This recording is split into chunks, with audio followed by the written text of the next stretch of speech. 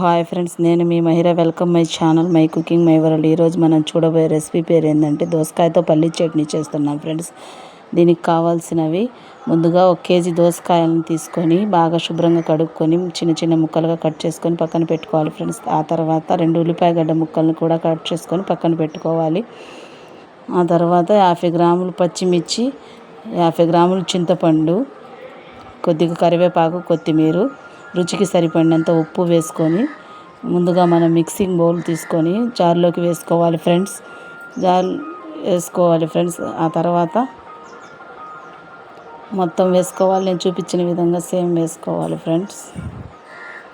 అంతగా మీకు ఇష్టంగా అనిపిస్తే ఇందులో 100 గ్రాములు శనగిత్తనాలు కూడా దూరగా వేయించుకొని వేసుకుంటే చాలా టేస్ట్గా ఉంటుంది ఫ్రెండ్స్. కానీ నేను వేయలేదు ఫ్రెండ్స్, ఓన్లీ దోసకాయ పచ్చిమిర్చితోనే చేస్తున్నాను ఫ్రెండ్స్. ఆ తర్వాత మిక్సీ జార్ పెట్టుకొని గ్రైండ్ చేసుకోవాలి కచ్చా పచ్చాగా. మరీ అంత ఎక్కువసేపు ఉంచకూడదు ఫ్రెండ్స్, మెత్తగా అయిపోతుంది, టేస్ట్ బాగుండదు. నేను చూపించిన విధంగా చేయండి కచ్చా పచ్చాగా లైట్గా. ఆ తర్వాత స్టవ్ వెలిగించుకొని బాండి పెట్టుకోవాలి ఫ్రెండ్స్. బాండి వేడెక్కిన తర్వాత 2 స్పూన్లు ఆయిల్ వేసుకోవాలి ఫ్రెండ్స్. అంటే మీకు సరిపడినంతగా వేసుకోవచ్చు ఫ్రెండ్స్ చూసి. ఆ తర్వాత నూనె వేడైపోయింది ఫ్రెండ్స్. ఆ తర్వాత మళ్ళీ మనం ముందుగా కట్ చేసి పెట్టుకున్న ఆనియన్ ముక్కలు కూడా వేసుకోవాలి ఫ్రెండ్స్. పోపు దినుసులను వేసుకోవాలి ఫ్రెండ్స్. బాగా కలుపుతూ ఉండాలి, మంటని సిమ్లోనే పెట్టి దూరగా వేగించుకోవాలి ఫ్రెండ్స్. కొద్ది కరివేపాకు వేసుకోవాలి ఫ్రెండ్స్.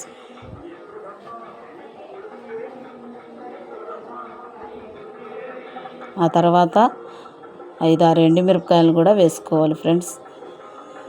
ఇప్పుడు బాగా కలుపుతూ ఉండాలి ఫ్రెండ్స్. దూరగా వేగించుకోవాలి ఫ్రెండ్స్. ఇప్పుడు చూడండి ఫ్రెండ్స్, మన పోపు బాగా మంచి సువాసన వస్తుంది ఫ్రెండ్స్. ఈ చట్నీని మనం అన్నంలోకి, దోశలోకి తింటే చాలా టేస్ట్గా ఉంటుంది ఫ్రెండ్స్. ఆ తర్వాత పోపు వేడెక్కిన తర్వాత మనం చట్నీని మొత్తాన్ని వేసుకోవాలి ఫ్రెండ్స్. పోపులో వేసుకొని కలుపుతూ 2 నిమిషాలు పచ్చివాసన పోయేంత వరకు ఉంచుకోవాలి ఫ్రెండ్స్.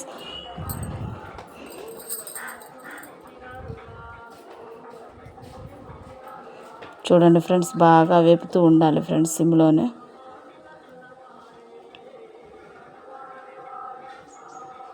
మంచి వాసన వస్తుంది ఫ్రెండ్స్. ఇప్పుడు చూడండి ఫ్రెండ్స్, మన చట్నీ మొత్తం పచ్చివాసన పోయి దగ్గరకు ఉడికిపోయింది ఫ్రెండ్స్. ఇప్పుడు మన చట్నీ రెడీ అయిపోయింది ఫ్రెండ్స్. ఇప్పుడు దీన్ని సర్వింగ్ బౌల్లో తీసుకుందాం ఫ్రెండ్స్.